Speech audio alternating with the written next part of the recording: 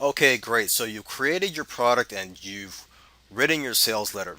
Okay, so now you're good to go. But if you want to increase the value of your product or your funnel, it's best if you add upsells and downsells. Now, again, this is optional, but this is going to increase your chances of success because you're going to make more money if you offer upsells and downsells, and you're going to attract more affiliates.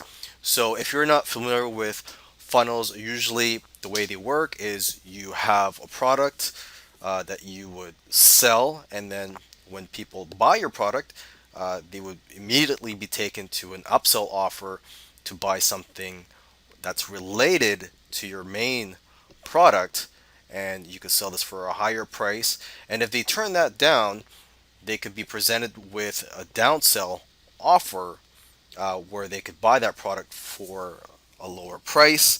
But of course, you would just take out some bonuses or have some reason for offering them a discount on that upsell. Okay, so every business that I can think of offers upsells. Amazon, McDonald's, it doesn't matter what business you're in, you need upsells to increase the sales you make per customer. Okay, and now when you're building these funnels, a great tool you could use is ClickFunnels. It's a software tool that I use to create my own sales funnels. It makes it a lot easier. Okay, so upsells and downsells, creating them can be a lot of hassle, especially if you have more than one upsell. Some marketers create up to three or four upsells. Okay, now another alternative to this, if you don't want to create more products to offer as upsells in your funnel, instead of creating more products, you can just offer the resale rights to your main product, and also private label rights if you want.